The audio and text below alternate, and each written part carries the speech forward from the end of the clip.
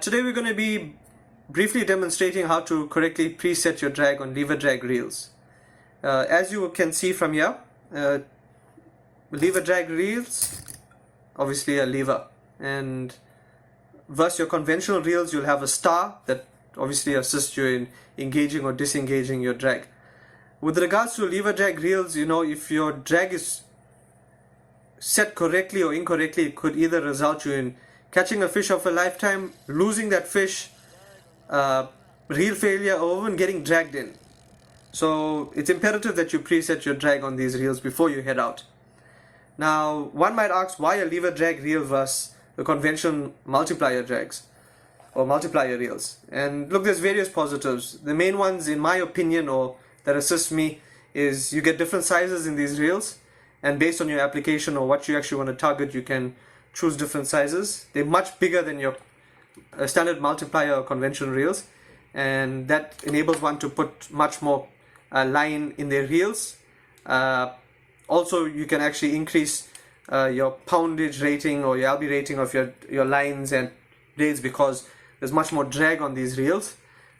These reels come with a harness clip, a winch bracket or bracing that one would screw on behind the winch. So I suggest that you get a rod that has a proper winch, such as the drone rods that has a metal Alps winch. These reels have harness clips, which actually helps when you're fighting your big sharks and using the harness. And one of the best features for me is a 2-speed feature on most of the lever drag reels. Now what this actually does, it engages by pressing this button. It engages the second speed, which actually helps one to actually reel in those monsters, and it still feels loose on your handle. Okay, so let's tackle talk, or let's drag talk for today. I've got the Makira 50 wide, which is my go-to reel, solid reel, and the other one is the SLX 50 2-speed lever drag reel as well. You'll notice I keep my reels in this handy and crafted European cover by Okuma. This is about 6 years old. Just dump it in the washing machine and it's as easy as that, good as new. Protects the reel, helps with obviously longevity and the scratches. So you notice on both these reels from the outset, you'll have a cam, you'll have your lever, and you'll have your button to engage your second speed or your first speed. Okay, so let's begin. Just going to get one reel out of the way.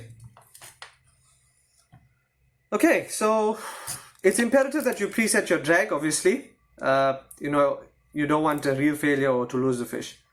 Now, firstly, in order to do that, just going to move that off the way. In order to do that, you need to get one of your buddies, grab some line out of the reel. Okay, so you grab some line out of the reel, get a big scale, and before you even do or set your drag, obviously you drop it or preset it to or disengage, and then you adjust your cam.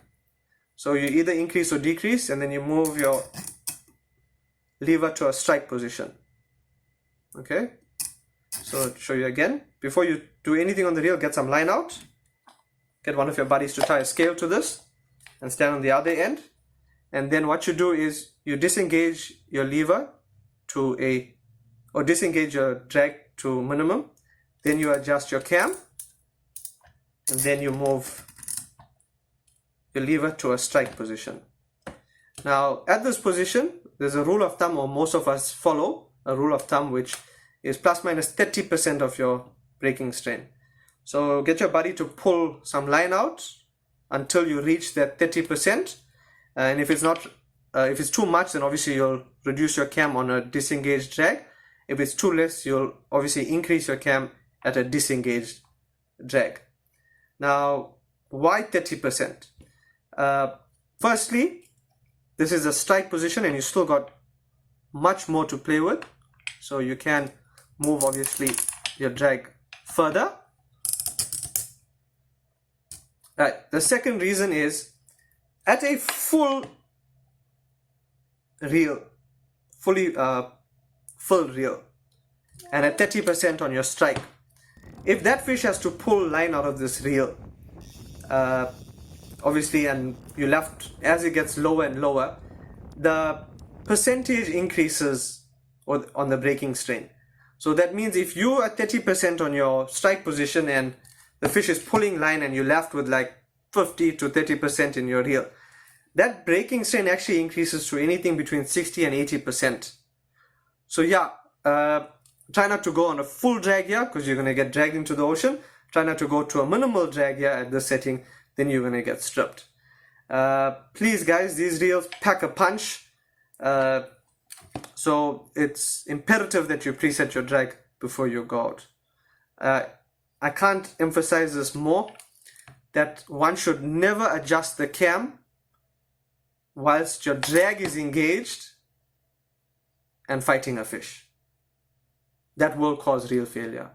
I hope this video helped you all in some way, guys, and if it did, please share, and thanks for watching.